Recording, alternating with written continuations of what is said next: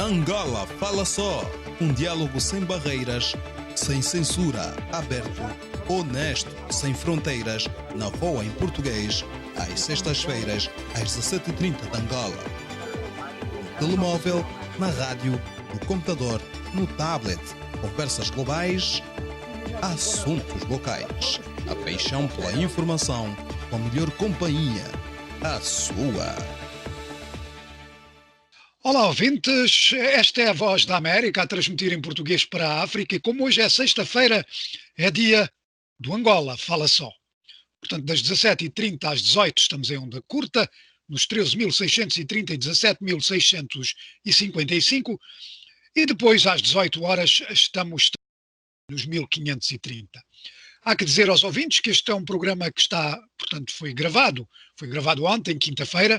De qualquer maneira, tivemos muitas perguntas pela internet para o nosso convidado. O nosso convidado é o Dr. Adriano Manuel, ele é presidente do Sindicato dos Médicos, já esteve aqui no Angola Fala Só e acordou hoje em voltar de novo para nós discutirmos também a Covid-19, os desafios para os profissionais da saúde em Angola. E eu tenho aqui várias perguntas sobre esse aspecto. Mas, doutora, antes de irmos para isso, eu não podia deixar de lhe perguntar sobre esta questão da Ordem dos Médicos. Eu vi que você teve umas declarações bastante duras sobre a doutora Elisa Gaspar, que foi demitida como bastonária da Ordem dos Médicos. Como é que é a situação atual? Porque a Ordem dos Médicos, ou pelo menos parte da Ordem dos Médicos, diz que isso não é verdade, que ela continua em funções. Qual é a situação atual?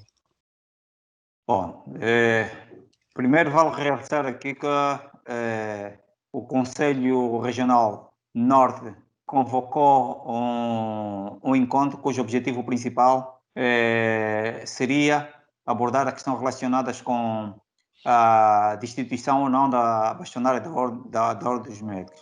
Mas a participação foi dos médicos de quase todo o país.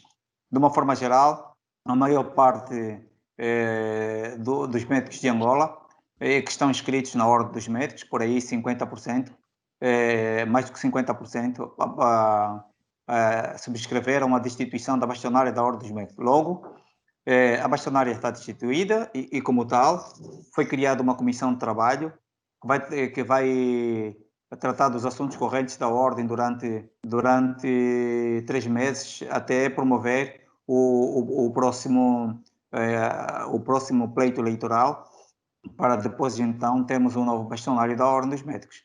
O que se passa é que a bastonária não estava em alinhamento com aquilo que são os objetivos pelos quais a Ordem foi criada, dentre muitas, a falta de solidariedade para com a morte do nosso colega. A bastonária demarcou-se de uma manifestação que a classe médica convocou, fruto da morte do nosso colega, que até agora ainda não bem esclarecido. A bastonária demarcou-se disto, extrapolando desta forma o regulamento ou o estatuto da ordem, segundo a qual a classe médica deve ser solidária em relação àquelas questões que afligem a classe médica de Angola. A primeira questão. A outra está relacionada com o facto da bastonária ter gravado um áudio em que afirma que ela foi chamada para abordar a questão relacionada com a manifestação. Ora, na perspectiva da classe médica, o Estatuto da Ordem dos Médicos é bem claro. A Ordem dos Médicos de Angola subordina-se única e simplesmente aos médicos, não tem subordinação a nenhuma instituição política, religiosa, muito menos do Estado. Logo, quando a bastonária afirma num áudio que foi chamada para abordar essa questão, a pergunta que nós nos fizemos é se ela foi chamada por quem para abordar essa questão, se ela deve simplesmente obediência à classe médica. Esta é outra questão. Outra questão está relacionada com mesmo a questão do coronavírus.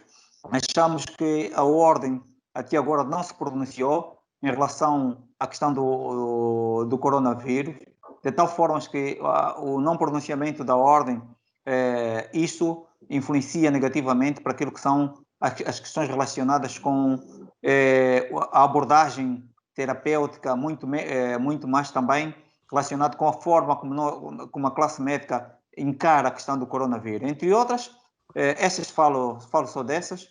E depois o último está a questão relacionada com a questão dos recursos alocados à ordem.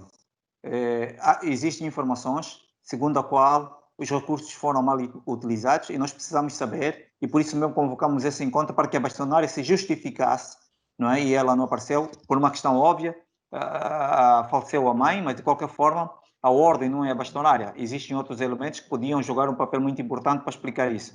Em Muito bem. suma, não está em alinhamento e por isso mesmo ela foi destituída e foi criada a comissão de trabalho. Muito bem. Olha, doutor, eu só queria que você talvez explicasse-me a mim e também aos nossos ouvintes qual é a diferença entre o sindicato e a Ordem dos Médicos. Quais são os papéis, se é que são papéis diferentes entre o sindicato e a Ordem dos Médicos? Bom, a Ordem dos Médicos regula a atividade médica em Angola. Toda atividade médica em Angola é regulada pela Ordem dos Médicos. O sindicato defende os interesses da classe médica. É óbvio que essas duas instituições devem trabalhar em conjunto no sentido de ultrapassarmos aquilo que são as principais inquietações que afligem a classe médica, por um lado, bem como o próprio sistema de saúde em Angola. Muito bem. Olha, então agora vamos às perguntas. Eu, como disse, já tenho aqui muitas perguntas, tenho aqui 3 páginas de perguntas e muitas delas dizem respeito à Covid. E eu vou começar precisamente por essa, já que esse seria o tema principal. Há aqui um ouvinte que pergunta, é o ouvinte Lionel Ribeiro. Ele pergunta quando é que teremos testes em massa da Covid para a Covid-19 para toda a população? Bom, aquilo que tenho estado a observar é que existe um trabalho que o governo de Angola tem estado a fazer no sentido de termos testes em massa. Nós não tínhamos um único laboratório de biologia molecular. À medida que o tempo foi passando, vão criando outros laboratórios de biologia molecular. Em Luanda temos o laboratório, já, Benguela temos, a província do Iste tem, Lubango também tem um laboratório de biologia molecular. Agora, as clínicas privadas também, de uma forma geral, as principais clínicas privadas começaram a fazer testes. Quero acreditar que, à medida que o tempo vai passando, vão criando condições para que possamos ter, então, laboratórios em quase todas as províncias de Angola e, desta forma, melhorarmos a qualidade do teste para Angola também. Olha, doutor, eu não sei se você sabe algo sobre isto. Eu hoje estava a ler uma notícia, creio que era da Organização Mundial de Saúde, que eles diziam que, portanto, estão-se a preparar o envio de testes rápidos do coronavírus para a África e que isso poderá mudar muito favoravelmente, vá lá, o controle da pandemia. Portanto, esses testes que existem agora em Angola não são estes chamados testes rápidos, não é? Não, nós em Angola temos testes rápidos e temos também o de biologia molecular. E por isso mesmo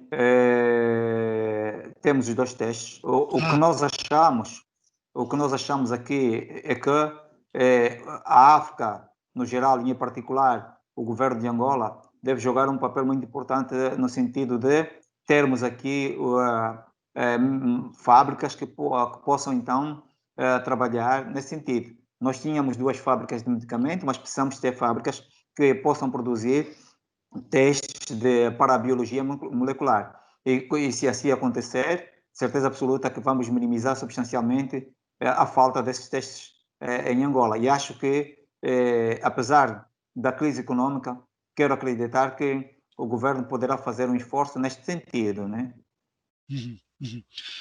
Portanto, os testes rápidos é algo que dá o resultado imediato, é isso?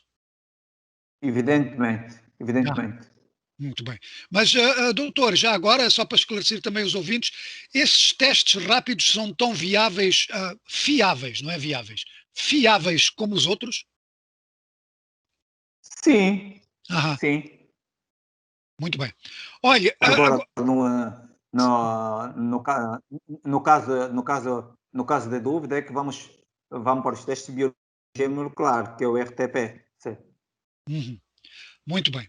Olha, eu agora tenho aqui uma pergunta que é relacionada com isto e eu, francamente, não sei muito sobre isto. Ele diz que o governo é do ouvinte Jorge Bruno de Almeida. E ele diz o seguinte: o governo angolano estipulou os preços dos testes da Covid-19 e estamos a receber algumas doações a nível internacional. Sendo assim, gostaria de saber do Dr. Adriano Manuel qual é a sua visão quanto aos preços, uma vez que o teste RT-PCR chega a ser mais caro que o salário mínimo nacional. Francamente, eu não sei muito sobre isto, não sei se o doutor pode explicar. Eu concordo com esse ouvinte.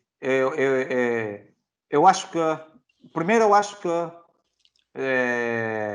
deve haver comparticipação. Não há sistema de saúde que sobreviva sem comparticipação. Agora, essa comparticipação deve ser mínima. Por um lado, nós devemos estratificar quem deve pagar os testes. Esse é o meu ponto de vista pessoal. Sim. Eu acho que as pessoas com salário mínimo não devem pagar. Agora, as pessoas que têm bons salários, na minha perspectiva, eu acho que devem pagar, devem comparticipar, mas a maior comparticipação deve ser do Estado. Aqui uma inquietação. O que se passa é que as pessoas que oferecem os grandes salários são os mesmos que o Estado subvenciona a sua saúde. Estamos a falar concretamente dos deputados, estamos a falar de funcionários das empresas petrolíferas, a Sonangol, estamos a falar de funcionários, por exemplo, alguns funcionários do Ministério da Justiça, Ministério das Relações Exteriores, Ministério das Finanças. Em suma, as pessoas que oferem os bons salários são os mesmos cuja sua saúde é subvencionada pelo Estado. Então, eu acho que aqui um paradoxo. Quem deve pagar? Eu acho que as pessoas que oferem grandes salários, esses devem pagar, devem comparticipar para que os mais pobres, aqueles que têm cujo salário mínimo nacional, o ouvinte disse muito bem, que o teste de biologia molecular, esse teste é muito mais caro que o salário mínimo nacional. É óbvio que não é possível quem oferece este salário fazer esse teste. E observamos que a grande parte das pessoas que estão a ser acometidas pelo coronavírus são pessoas pobres, que não têm poder de compra, que têm dificuldade financeira e alguns até desempregados. Logo, eu acho que o Estado deve trabalhar no sentido de subvencionar para os mais pobres e aqueles que são os mais ricos e que oferem grande salário, estes sim é que devem participar. Olha, doutor, já agora, desculpa a minha ignorância, mas você talvez possa explicar como é que isso funciona na prática neste momento. Quer dizer, por exemplo, se o governo vai levar a cabo testagem num local de trabalho, ou, presumo eu, como é que é? As pessoas têm que pagar? Bom, eu preciso compreender isso também. Deixa-me dizer que, em relação a isso, eu também tenho algumas dúvidas e vamos esperar para ver como será, principalmente quando se trata dos testes em massa, não é? Muito bem. Olha, agora ainda relacionado com o Covid-19, eu tenho aqui ainda várias perguntas. Uma, você de certeza que vai querer falar muito sobre isso. É o ouvinte Coangula, e ele pergunta quais são as dificuldades que os profissionais de saúde têm enfrentado para fazer face a esta pandemia em dois aspectos. Portanto, as dificuldades materiais e também se isso tem afetado a saúde emocional dos profissionais de saúde. Isto é uma pergunta do ouvinte Coangula. Bom, a dificuldade, de uma forma geral, é de toda a ordem. Nós temos muita dificuldade do ponto de vista material, do ponto de vista do material de biossegurança, bem como do ponto de vista de recursos humanos. Logo, isso, de uma ou outra forma, influencia negativamente para o psicológico do médico, uma vez que nós temos dificuldade até de testes, embora Sua Excelência Ministra da Saúde tenha afirmado que ontem ou antes de ontem deveríamos receber mais testes. De qualquer forma, há dificuldade de testes e isso, quando isto acontece, e se tivermos que ter em conta muitas vezes a forma de apresentação dos pacientes com coronavírus, a maior parte deles, muitos deles vêm sem o problema respiratório e urge a necessidade de termos os testes a nível dos bancos de urgências. E isso, quando não temos os testes no banco de urgência, dificulta de qualquer forma o diagnóstico e o diagnóstico diferencial para outras patologias cujo quadro clínico se assemelha ao coronavírus. E isso, de uma outra forma, como disse, isso joga com o psicológico da classe médica, sim senhora, né? Muito bem. Olha, ainda mais perguntas sobre o coronavírus.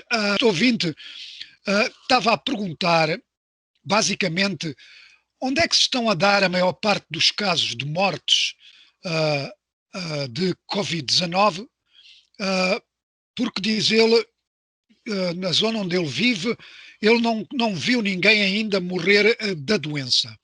Portanto, isto leva a uma outra pergunta, doutor, que é, se vocês souberam, não sei onde é que é a maior incidência de mortes da doença, mas de qualquer maneira, eu queria lhe perguntar também sobre os dados que são fornecidos diariamente pelo governo, se você acha que isso são dados fiáveis. Bom, como dizia, a maior incidência em Luanda. Agora, eu acho que existe algum viés do ponto de vista da informação. Eu ponho sempre um ponto de interrogação se tivermos que ter em conta aquilo que nós temos vivenciado em algumas unidades hospitalares. Por exemplo, o facto de, durante um período de tempo, não haver testes nos bancos de urgências, ocorreram situações em que surgiram pessoas com patologia do foro respiratório e nessa altura não havia testes e algumas dessas pessoas acabaram falecendo e porque não haviam testes, muitos desses doentes não se fez o teste pós-morte, então ficamos com a dúvida se essas pessoas tinham Covid ou não tinham Covid. Então eu fico sempre com um ponto de interrogação em relação aos dados. Me parece haver dados enviesados, mas de qualquer forma não deve haver grande diferença assim, não é? Pois, porque o que dizem, e corrija-me se eu estiver errado, é que se realmente os dados estivessem errados, os hospitais estariam muito cheios, não é? O que não acontece. Por isso é que eu disse que Exatamente. a diferença poderá não ser muito grande. Exatamente, exatamente. Olha, doutor, agora tenho aqui uma pergunta, vá lá, um pouco mórbida, que é o ouvinte Likeva King. Ele quer saber o que é que se faz com os corpos das pessoas que morrem de Covid-19. Isto é, eu penso que ele quer saber se há alguma situação especial para isso, que os mortos de Covid-19 têm que ser submetidos a um outro funeral, ou não sei como é que é isso. Não, o que se passa é que há um processo, o governo, o Ministério da Saúde, na perspectiva de proteger, na perspectiva de proteger os familiares, responsabiliza-se pelos funerais e essas pessoas normalmente elas são enterradas num período diferente do período normal, normalmente no período da tarde, com alguma proteção só. Não se faz mais nada do que isso. É só para impedir com que, sabe que nós em África e particularmente em Angola, normalmente os cadáveres vão para casa antes de ser enterrados. Em relação à questão, os pacientes que morrem de Covid, isto não acontece. Não vão para casa, na verdade, todo o tratamento é feito na instituição hospitalar e saem do hospital diretamente para o cemitério com um número mínimo de familiares a acompanhar. É o que acontece. Muito bem. Bem, eu só queria aqui dizer, eu finalmente encontrei o nome daquele ouvinte que tinha perguntado sobre as estatísticas das mortes, era o ouvinte Joaquim Salvador e, portanto, ele estava aqui logo ao topo da minha página, era por isso que eu não o via. Doutor, ainda vamos continuar, creio eu, com a Covid-19. Vamos lá ver. Eu tenho aqui uma pergunta que é sobre... Bem, está relacionada com a Covid-19. Este ouvinte é o ouvinte Eliseu, Cambalanga Eliseu. Ele diz, ele diz porque é que não há, eu não sei se isto é verdade ou não, mas tem-se verificado muitas mortes por malárias e doenças respiratórias agudas em Angola. Porquê é que o governo não implementa vacinas? Bem, doutor, eu não creio que haja vacinas para a malária, não é? Nesta altura não há vacinas para a malária. Até Muito agora bem. não há vacina. Estuda-se. Nesta altura tem estado a estudar. De qualquer forma, vale realçar aqui que, apesar de tudo, morrem mais pessoas de malária do que de Covid-19. Isso é um facto. Né? A malária Exatamente, olha, isso é é a exatamente a principal. pergunta. O Eliseu Camalanga pergunta exatamente isso depois. Ele diz: as atenções estão simplesmente viradas para a Covid-19 e todas as outras endemias são postas de parte. Bom, eu acho que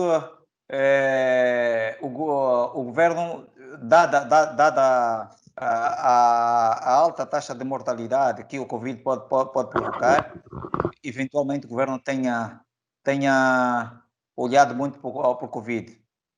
Não deixa de ser verdade isto que o ouvinte disse. Nós achamos que tem-se descurado muito a questão relacionada com outras doenças, nomeadamente a malária e outras patologias outras patologias infecciosas, muitas delas até do foro respiratório, e outras patologias. O ponto de vista do ouvinte, na minha perspectiva, é real.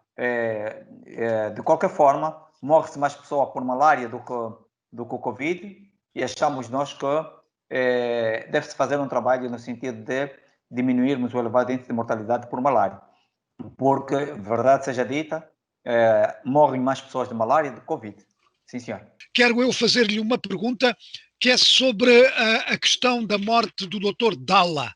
Portanto, na altura que o Dr. Dalla morreu, as autoridades, creio que mesmo a nível ministerial, disseram que se tratou de um acidente, que ele teve um problema cardiovascular, caiu, teve ferimentos na cabeça, mas que a morte dele não teve nada a ver com isso.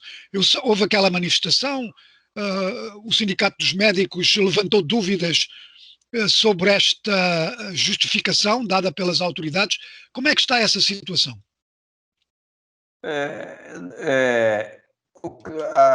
Existe foi criada uma comissão de inquérito por parte do governo, mas de qualquer forma o sindicato está a tratar com os nossos advogados no sentido de abordarmos essa questão. Por enquanto, o sindicato só pode dizer que esta é uma situação que vai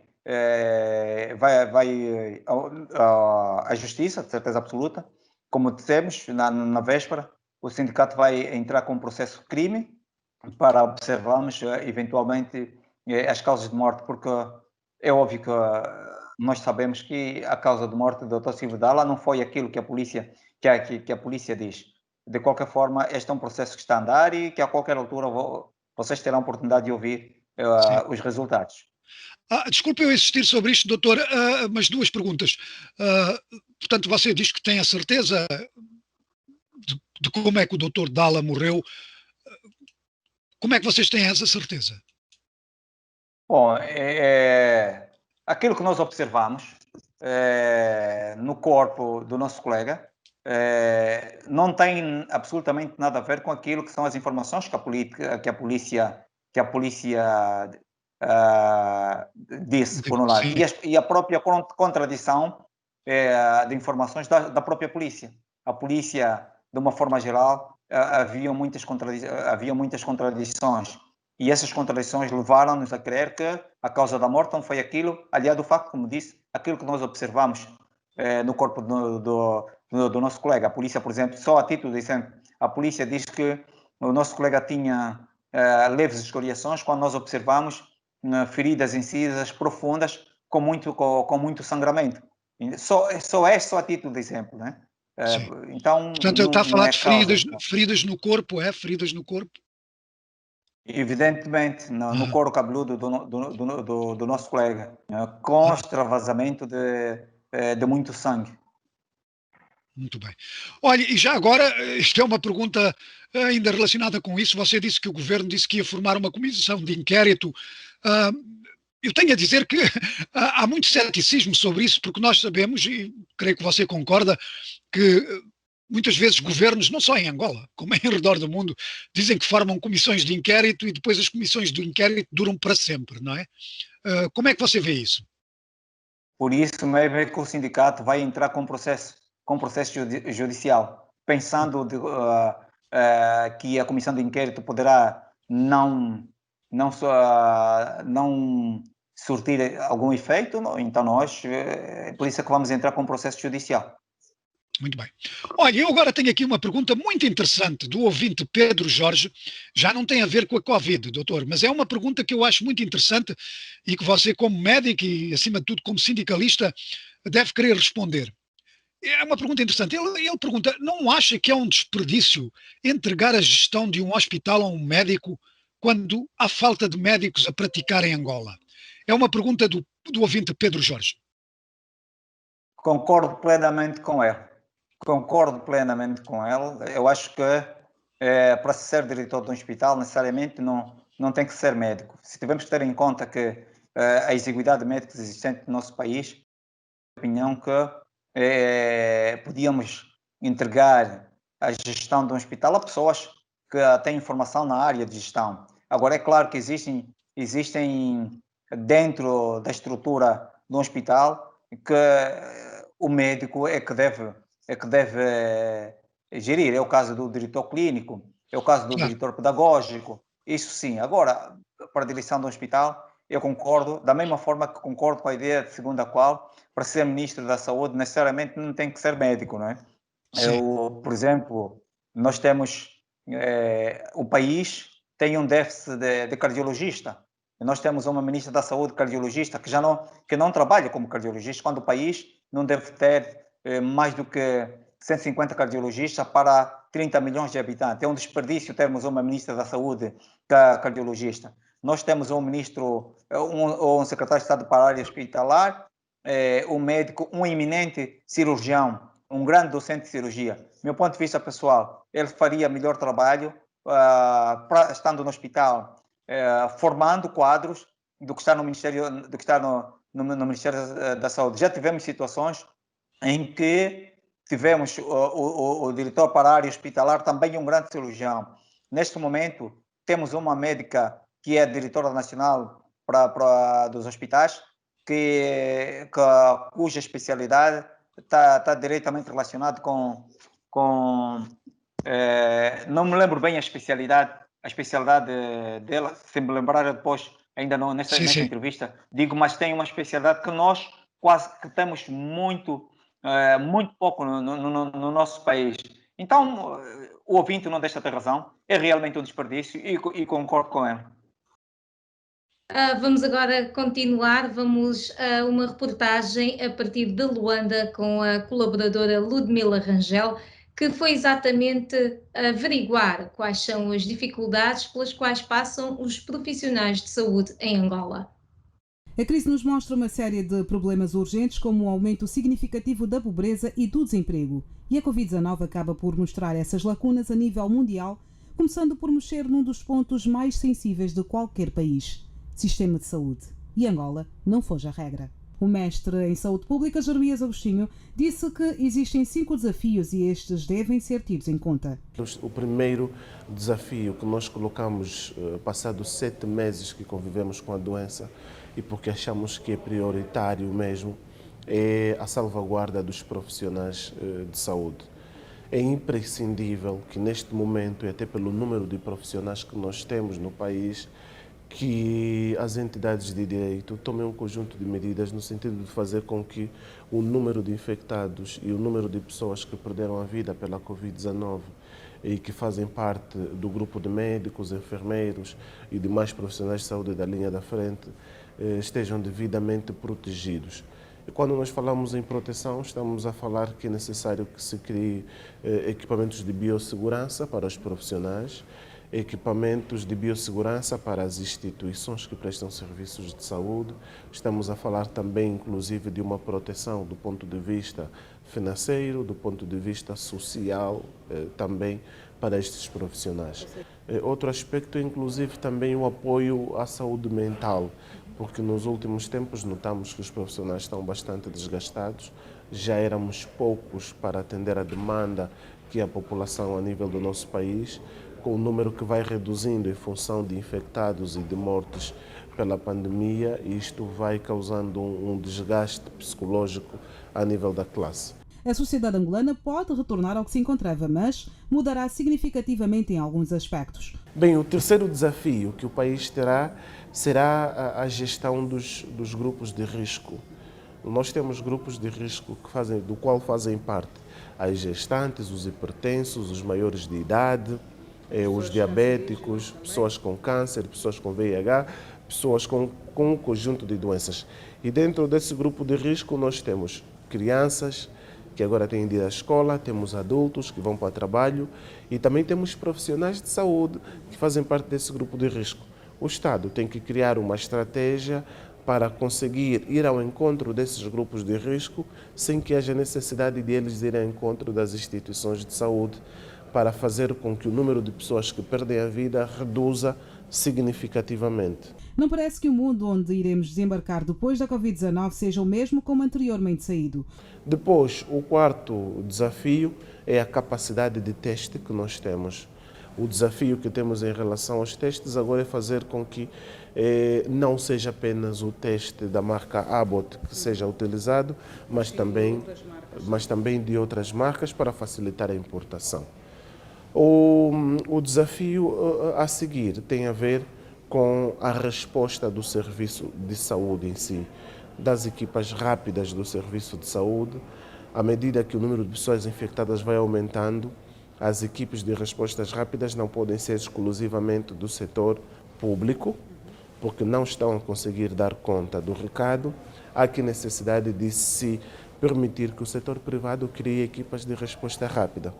Outra situação, em relação ainda ao setor da saúde, é que as altas epidemiológicas, ou seja, aquele cidadão que é seguido numa instituição privada, por exemplo, que já tem 2 testes negativos, para ter alta epidemiológica, ele necessita que essa seja dada por uma instituição do setor público. Está a dificultar muito, porque o número de doentes é bastante elevado e as equipas dos gabinetes municipais não dão conta do recado.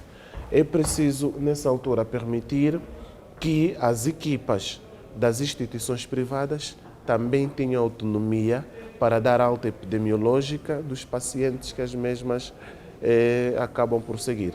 O vírus, originado no interior da China, abalou o planeta e colocou a população em quarentena. Chegou e deixou o futuro para trás com planos, trabalhos, compromissos e projetos suspensos. Esta foi a reportagem de Ludmila Rangel, a partir de Luanda. Tem aqui ainda uma pergunta relacionada com a Covid. É do ouvinte Augusto Chivemba e é sobre o regresso às aulas.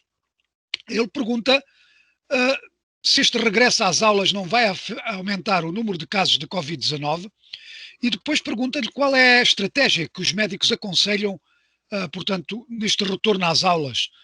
Como é que os médicos, como você, aconselham, vá lá, os alunos e os professores que regressam às aulas? Doutor.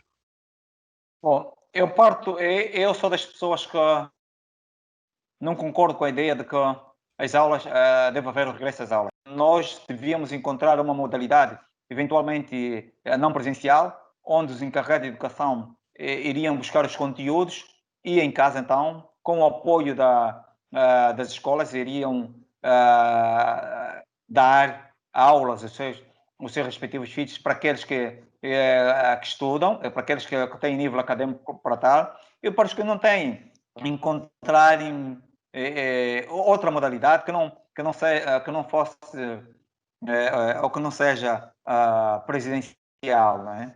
Ou presencial, digo, que não seja presencial. Eu, pessoalmente, vos confesso que os meus filhos não vão à escola, não irão à escola, porque o problema, devemos compreender que o problema até não é muito o contágio das crianças. As crianças poderão contagiar-se, mas o grande problema é que muitas dessas pessoas, os seus pais são mais velhos e com alguma comorbidade. Significa dizer, a probabilidade de eles trazerem a doença para casa é de tal forma grande e a probabilidade dos seus pais falecerem também é grande.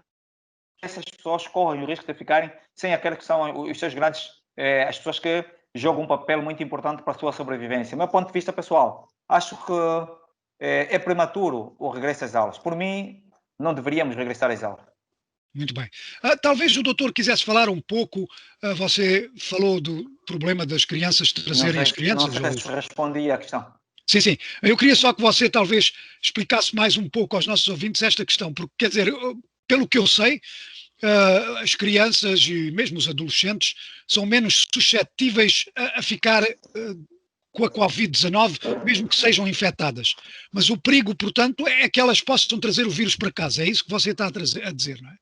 Bom, não é que sejam menos suscetíveis. Elas são menos suscetíveis de desenvolver a doença, não de apanhar o vírus.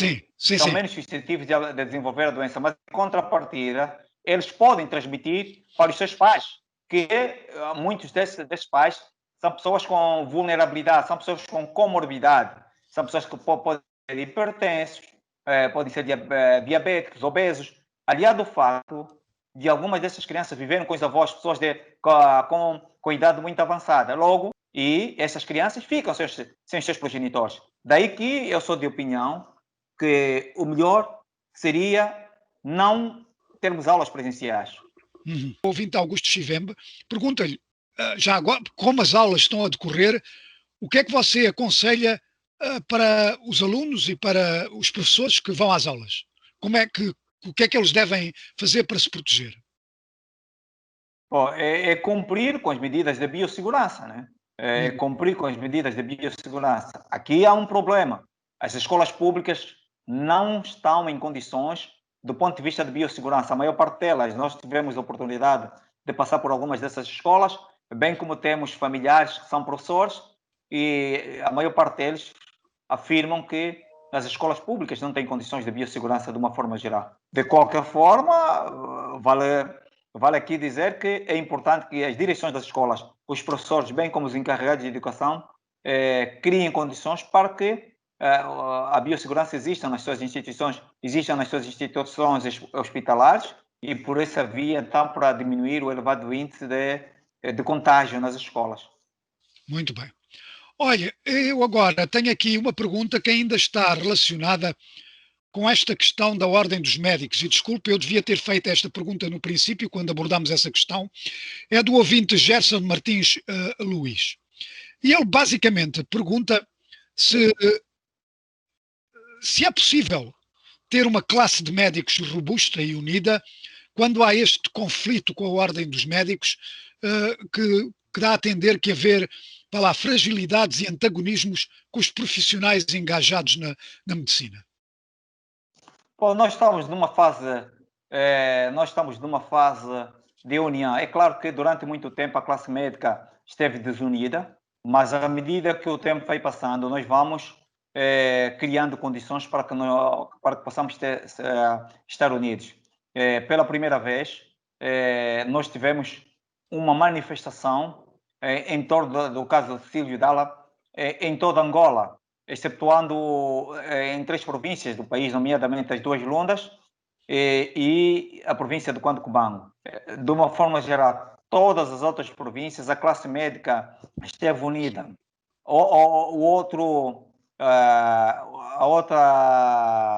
A mais recente, no caso, é a questão da destituição da bastonária da Ordem dos Médicos, em que mais de 4.000 médicos, dos 7.000 e poucos médicos existentes, aderiram ao processo. Isso subentende aqui que, à medida que o tempo vai passando, vamos nos tornando cada vez mais uma classe unida. Daí que é um processo longo, devemos ter em conta que durante muitos anos, mais de 40 anos, não tivemos uma classe médica unida. O Sindicato dos Médicos tem estado a jogar um papel muito importante para que nos possamos cada vez mais estar unidos. Agora precisamos, nos próximos tempos, termos um bastonário ou uma bastonária que esteja em alinhamento com aquilo que são os objetivos pelos quais a Ordem dos Médicos foi criada. Não tivemos com a atual bastonária da Ordem, com a ex-bastonária da Ordem dos Médicos, de qualquer forma, estamos a caminhar para sermos uma classe cada vez mais forte. Uhum. Olha, doutor, agora uma pergunta. Eu sei que da última vez que você esteve aqui falámos um pouco sobre isto, mas de qualquer maneira está aqui o ouvinte Ndala Kalanga Wakuamba. E este ouvinte é sobre a questão do recrutamento de médicos estrangeiros. Ele pergunta se é justo importar-se médicos quando temos carências gravíssimas de médicos especializados e recebendo rios de dinheiro, quando, diz ele, há médicos angolanos que estão sem emprego. Bom, deixa-me lhe dizer que ainda que os médicos angolanos que estão sem emprego sejam admitidos, mesmo assim vamos precisar de médicos. Porquê? Porque Angola está nesse momento com 30 milhões de habitantes e nós não temos, afinal de contas, não temos mais do que 8 mil médicos. Inicialmente falava-se em 12 mil médicos, mas os dados mostram-nos que somos muito menos do que 12 mil médicos. Então vamos precisar de médicos estrangeiros. O que eu acho é que não deve haver médicos angolanos empregados, e que devemos ir buscar médicos estrangeiros que venham para aqui para formar os angolanos. Essa é a minha perspectiva. Eu acho que não precisamos de médicos clínicos gerais para vir. Precisamos de médicos especialistas para continuar a dar formação, porque o processo de formação médica em Angola, nos últimos tempos, nós, todos os anos, temos uma média de 700 a 800 médicos a serem formados em Angola. Logo, achamos nós que se forem admitidos esses médicos e se tivermos um projeto de formação devidamente estruturado na perspectiva, como disse, na perspectiva da formação na especialidade, de certeza absoluta que vamos mitigar as dificuldades que nós temos do ponto de vista de médicos especialistas, né? Logo, para dizer que não concordo com a vinda de médicos que não jogam um papel importante no processo de formação quando nós temos médicos desempregados. Muito bem. Olha, eu tenho aqui ainda uma pergunta de um ouvinte que já tivemos aqui uma pergunta dele, que é o ouvinte Eliseu Cambalanga.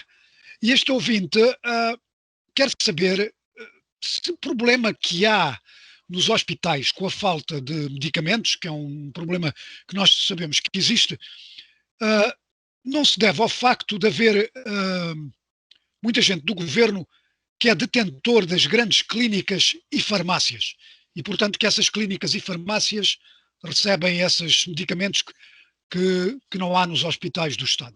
Eu não quero entrar nisto. Eu não posso fazer a afirmação que o ouvinte fez. O que eu posso dizer é que nos nossos hospitais existe uma carência gritante de fármacos. Na minha perspectiva, deve-se essencialmente a questões organizativas e nós precisamos estar mais organizados e tenho certeza absoluta que mais organizados e também haver maior disponibilização por parte do governo de recursos financeiros, certeza absoluta que vamos resolver essa questão. Por um lado. Por outra, que é a mais importante, é investir no sistema de saúde primário. Nós temos estado a investir fortemente no sistema de saúde curativo, quando devíamos investir no sistema de saúde primário. Se investirmos bem no sistema de saúde primário, de certeza absoluta que vamos ter poucas doenças e não vamos ter necessidade de termos muitos fármacos, muitos medicamentos nos hospitais. Sim. Porque o sistema de saúde primário é essencialmente preventivo e 80% a 90% das doenças no nosso país são preveníveis. Então, nós, se atuarmos no sistema de saúde preventivo, de certeza absoluta que vamos melhorar, porque teremos muito poucos doentes a ocorrerem o sistema de saúde primário, o secundário e terciário. O nosso problema está essencialmente no sistema de saúde primário. Devemos investir substancialmente no sistema de saúde primário para que possamos ter menos mortes para diminuirmos o elevado índice de mortalidade do nosso país. Muito bem. Olha, doutor, eu creio que estamos quase a chegar ao fim, mas de qualquer maneira eu tenho-lhe uma pergunta a fazer. Portanto, nós aqui neste programa já abordámos muitos problemas, desde a Covid à falta de médicos, enfim. Eu queria lhe perguntar quais são as relações do sindicato neste momento com o governo angolano, particularmente, vá lá, com o Ministério da Saúde. Como é que são essas relações? Bom, as relações não são boas porque o Ministério da Saúde, infelizmente, fecha-se ao diálogo, não é verdade? O fundamento do Ministério é que o Sindicato dos Médicos de Angola não era um sindicato legalizado. De qualquer forma, isto está ultrapassado, porque recentemente foi publicado em Diário da República os estatutos do Sindicato dos Médicos de Angola. O Sindicato dos Médicos de Angola prima por diálogo e vamos continuar a trabalhar no sentido de manter o diálogo, porque o diálogo joga um papel importante para que possamos encontrar os melhores caminhos para ultrapassarmos as grandes dificuldades que fermam a saúde em Angola. E só unidos é que vamos atingir os píncaros da glória do ponto de vista organizativo. De tal forma que nós vamos continuar a jogar o nosso papel enquanto sindicato, no sentido de mantermos um diálogo com o Ministério da Saúde para então ultrapassarmos as dificuldades que enfermam a saúde em Angola. Como disse, está ultrapassada essa questão. Vamos continuar a querer dialogar e quero acreditar que num futuro próximo isto estará ultrapassado. Bom, a grande dificuldade que temos, como disse, é essencialmente do ponto de vista de recursos humanos e de recurso material.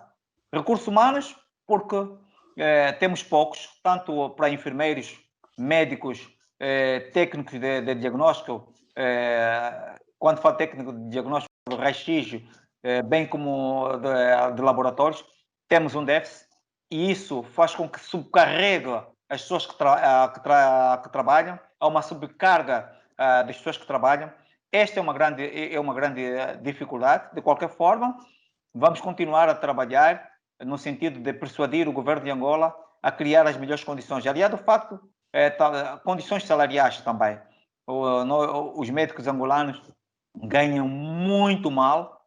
Os profissionais de saúde angolanos, só para ter uma ideia, o salário do médico de Angola, não há nenhum banco angolano que queira fazer um crédito para, por exemplo, um crédito habitacional, um crédito para a compra de um automóvel, porque o salário é muito baixo. Nós temos situações de médicos que são casados com médicas, que mesmo assim as duas pessoas não conseguem buscar crédito para comprar uma viatura. Então, os médicos são cada vez mais pobres, não há uma valorização da classe médica por parte do governo de Angola e o sindicato está aqui e vai trabalhar no sentido para que os médicos sejam mais valorizados. Muito bem, muito obrigado, doutor. O doutor Adriano Manuel, presidente do Sindicato dos Médicos. Doutor, nós aqui na Voz da América, nós todos queremos agradecer-lhe imenso ter vindo aqui aos nossos microfones. Nós desejamos toda boa sorte e bom sucesso nas suas atividades e muito obrigado por ter estado aqui. Obrigado pela oportunidade que me dão para falar para vocês e até breve. Angola Fala Só, um diálogo sem barreiras, sem censura, aberto, honesto, sem fronteiras, na Voa em português, às sextas-feiras, às 17h30 de Angola. No telemóvel, na rádio, no computador, no tablet, conversas globais, assuntos locais. A paixão pela informação, com a melhor companhia, a sua.